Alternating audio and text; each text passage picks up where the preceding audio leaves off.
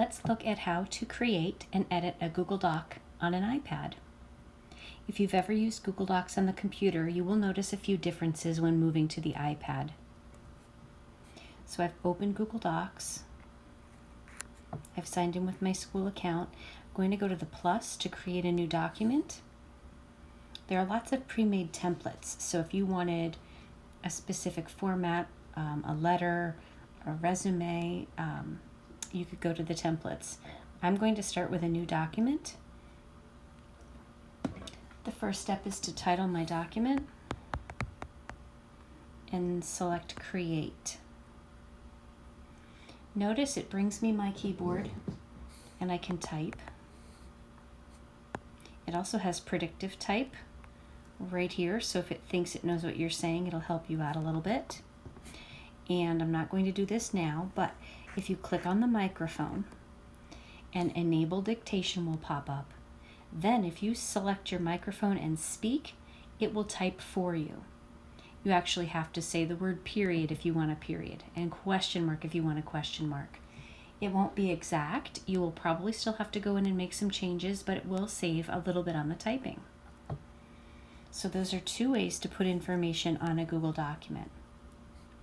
If I wanted to change the font, in other words, the typing, what it looks like, the formatting of it, I have to select ahead of time what I want to do, or if I type, I come in here and tap twice and it lets me select what I want to change. So just like when you're on a computer and you're looking to change the font, the computer doesn't know what you're talking about until you select what you're referring to. So here I picked the word type. I can change it to B for bold, undo it by tapping it again, italics, underline, the line through it, the strike through. This is my font color, or my text color. This is highlighter color. And then I move over to these justification tools. So left justified, something centered, and right justified. So again, I have to have it selected before I make the changes. That way it knows, the iPad knows what I'm looking to change. So I'm going to hit my return key and show you we have bulleted lists. When I hit return, it gives me a new bullet. I also, right up here, have numbered lists.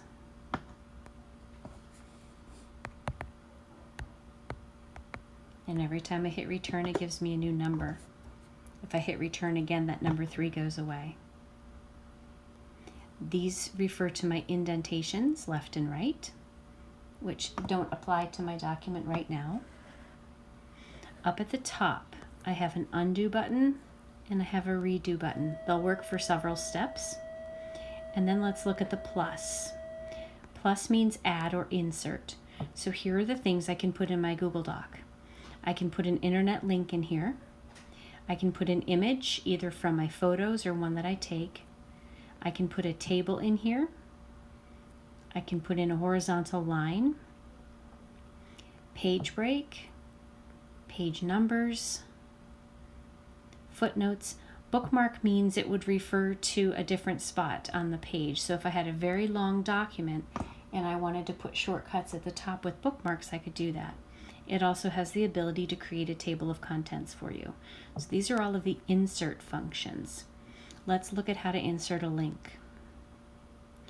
So this is the text that I want my link to hook to. So let's say I want to go to Google. What's interesting is it found the link for me, but I could copy and paste a link in here where it says link. But I'm going to select Google and hit my checkbox. Anytime I see a checkbox, it means I'm done or okay. So that links to Google if I select it. I'm going back to my insert and I could say insert an image. And I could pick from my photos or my camera. One thing to be aware of is that when you put a picture in a Google Doc on the iPad, you don't have a whole lot of control over it. So we're going to select from camera. It wants access to my camera. So I'll take a picture and say use the photo. Notice when it pops it in here and I select it, I don't get these little handlers on the corner that I'm used to for being able to resize the picture. It's because it treats it as if it's a letter that you've just typed.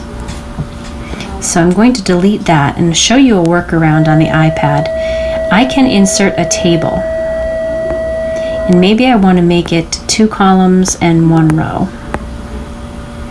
Then here I could go into the first one and say insert my image, and since I took that with my camera, it'll be in here, but I'll take it again.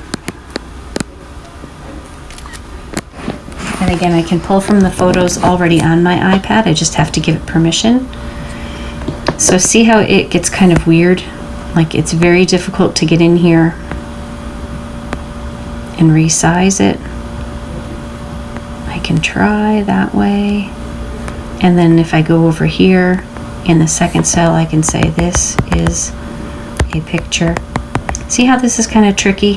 For certain things, it's just easier to work on a computer.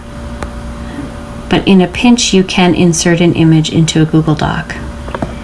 You will find that if you use Pages, you will have a lot more control. So let me just hop out of here, go back to Insert, and again, I can draw a horizontal line and all of those other things we talked about. I'm going to go back to the top.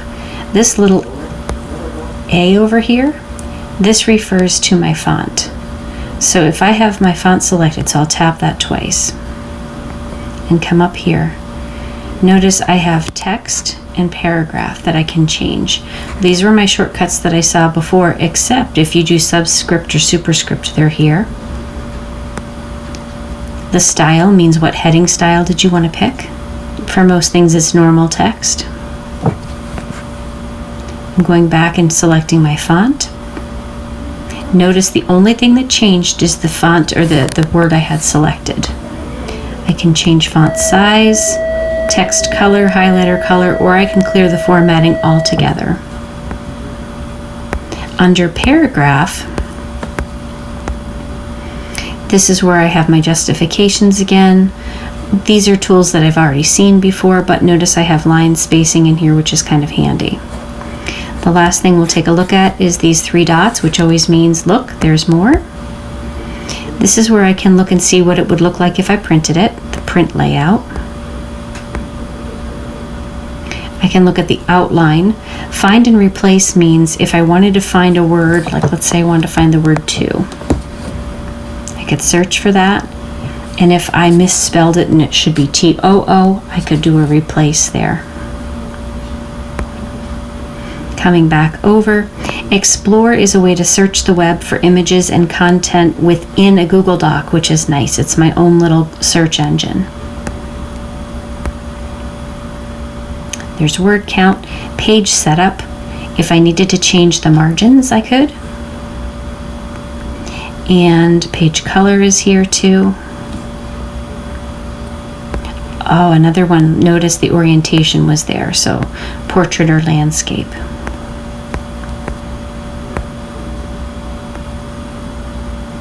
I also have the ability to print from here, and your iPad will print to anything with an Air printer. So if I do share and export and I print it, it's going to prepare the document to print and look for an Air printer. And if I have access to one, it'll come up and then I can select print. When I'm done with my Google Doc, I come up to this corner and I click on the check.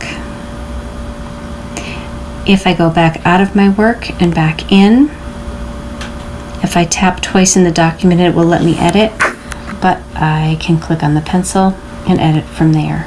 Remember, Google Docs auto saves, and there are some features like Google Drawing that you can't insert on here. This is a watered down version of Google Docs, which works well for some things, but for other things it might be easier to move to a computer.